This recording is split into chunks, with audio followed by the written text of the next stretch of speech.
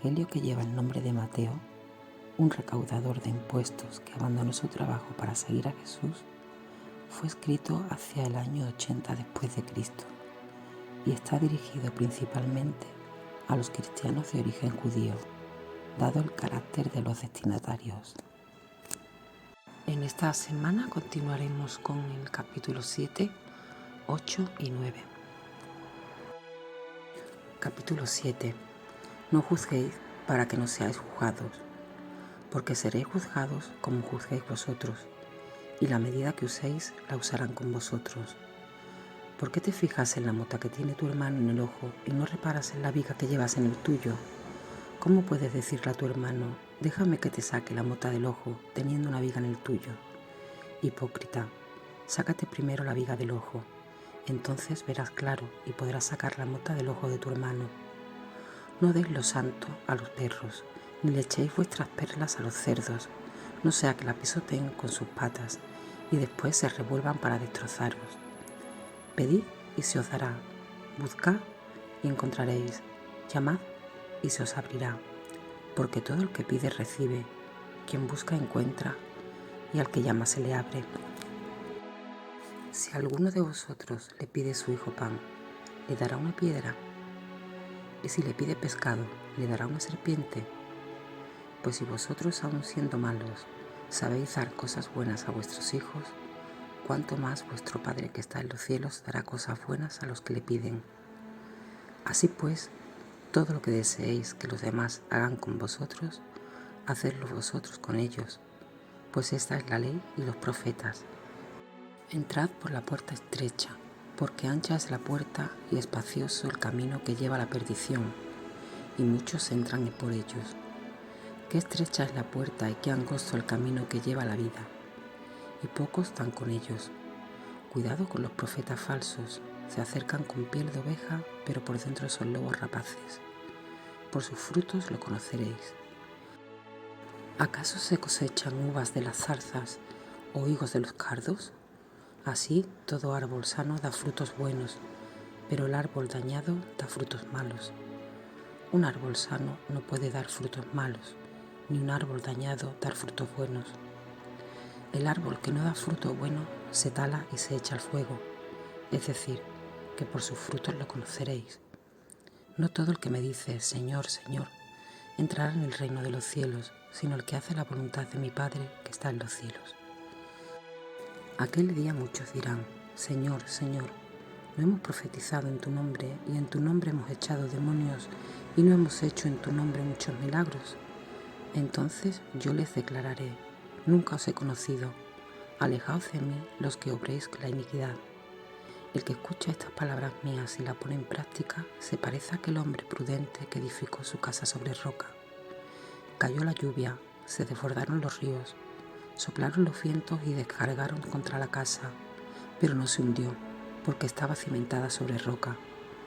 El que escucha estas palabras mías y no las pone en práctica se parece a aquel hombre necio que edificó su casa sobre arena. Cayó la lluvia, se desbordaron los ríos, soplaron los vientos y rompieron contra la casa y se derrumbó. Y su ruina fue grande. Al terminar Jesús este discurso, la gente estaba admirada de su enseñanza, porque les enseñaba con autoridad y no como sus escribas. Capítulo 8.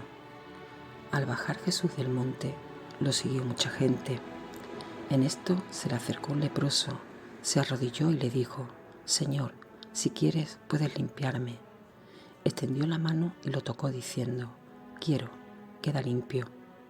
Y enseguida quedó limpio de lepra.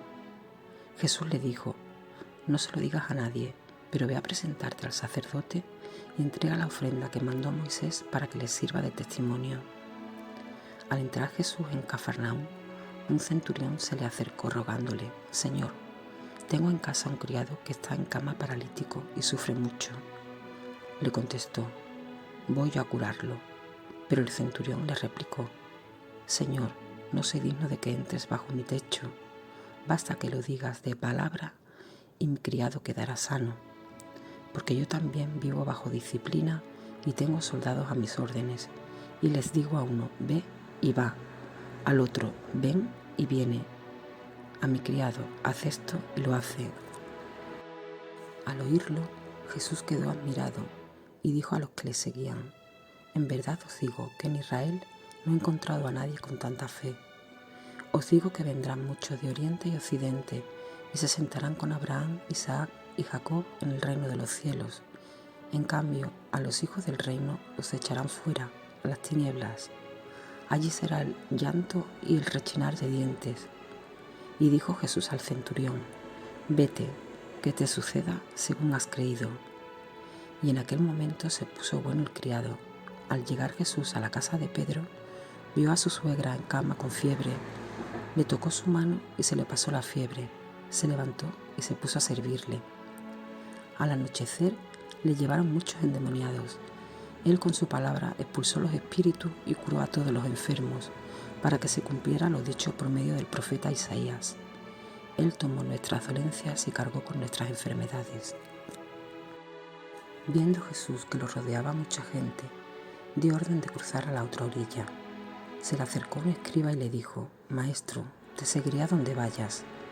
Jesús le respondió: las zorras tienen madrigueras y los pájaros nidos, pero el Hijo del Hombre no tiene dónde reclinar la cabeza. Otro, que era de los discípulos, le dijo: Señor, déjame ir primero a enterrar a mi padre. Jesús le replicó: tú sígueme y deja que los muertos se entierren a sus muertos. Subió Jesús a la barca y sus discípulos lo siguieron. En esto se produjo una tempestad tan fuerte que la barca desaparecía entre las olas. Él dormía. Se acercaron y lo despertaron gritándole: Señor, sálvanos, que perecemos. Él les dice: ¿por qué tenéis miedo, hombres de poca fe? Se puso en pie, increpó a los vientos y al mar, y vino una gran calma. Los hombres se decían asombrados: ¿quién es este que hasta el viento y el mar lo obedecen? Llegó Jesús a la otra orilla, a la región de los Gadarenos. Desde los sepulcros 2 endemoniados salieron a su encuentro. Eran tan furiosos que nadie se atrevía a transitar por aquel camino, y le dijeron a gritos: ¿qué tenemos que ver nosotros contigo, Hijo de Dios? ¿Has venido aquí a atormentarnos antes de tiempo? A cierta distancia, una gran piara de cerdos estaba paciendo. Los demonios le rogaron: si nos echas, mándanos a la piara. Jesús les dijo: id. Salieron, se metieron en los cerdos, y la piara entera se abalanzó acantilado abajo al mar, y murieron en las aguas. Los porquerizos huyeron al pueblo y lo contaron todo, incluyendo lo de los endemoniados. Entonces el pueblo entero salió a donde estaba Jesús, y al verlo, le rogaron que se marchara de su país. Capítulo 9. Jesús subió a una barca, cruzó a la otra orilla y fue a su ciudad. En esto le presentaron a un paralítico acostado en una camilla. Viendo la fe que tenían, dijo al paralítico: ánimo, hijo, tus pecados te son perdonados. Algunos de los escribas se dijeron: este blasfema. Jesús, sabiendo lo que pensaban, les dijo: ¿por qué pensáis mal en vuestros corazones? ¿Qué es más fácil, decir tus pecados te son perdonados, o decir levántate y echa a andar? Pues para que veáis que el Hijo del Hombre tiene potestad en la tierra para perdonar pecados, entonces dice al paralítico: ponte en pie, coge tu camilla y vete a tu casa. Se puso en pie y se fue a su casa. Al ver esto, la gente quedó sobrecogida y alababa a Dios, que da a los hombres tal potestad. Al pasar, vio Jesús a un hombre llamado Mateo, sentado al mostrador de los impuestos, y le dijo: sígueme. Él se levantó y lo siguió. Y estando en la casa, sentado a la mesa, muchos publicanos y pecadores que habían acudido se sentaban con Jesús y sus discípulos. Los fariseos, al verlo, preguntaron a los discípulos: ¿cómo es que vuestro maestro come con publicanos y pecadores? Jesús lo oyó y dijo: no tienen necesidad de médicos los sanos, sino los enfermos. Andad, aprended lo que significa: misericordia quiero y no sacrificio, que no he venido a llamar a justos, sino a pecadores. Los discípulos de Juan se le acercan a Jesús preguntándole: ¿por qué nosotros y los fariseos ayunamos a menudo y en cambio tus discípulos no ayunan. Jesús les dijo: ¿es que pueden guardar luto los amigos del esposo mientras el esposo está con ellos? Llegarán días en que les arrebatarán al esposo y entonces ayunarán. Nadie echa un remedio de paño sin remojar a un manto pasado, porque la pieza tira del manto y deja un roto peor. Tampoco se echa vino nuevo en odres viejos, porque revientan los odres, se derrama el vino y los odres se estropean. El vino nuevo se echa en odres nuevos, y así las dos cosas se conservarán. Mientras le decía esto, se acercó un jefe de los judíos, que se arrodilló ante él y le dijo: mi hija acaba de morir, pero ven tú y pon tu mano sobre ella y vivirá. Jesús se levantó y lo siguió con sus discípulos. Entretanto, una mujer que sufría flujos de sangre desde hacía 12 años, se le acercó por detrás y le tocó la orla del manto, pensando que con solo tocarle el manto se curaría.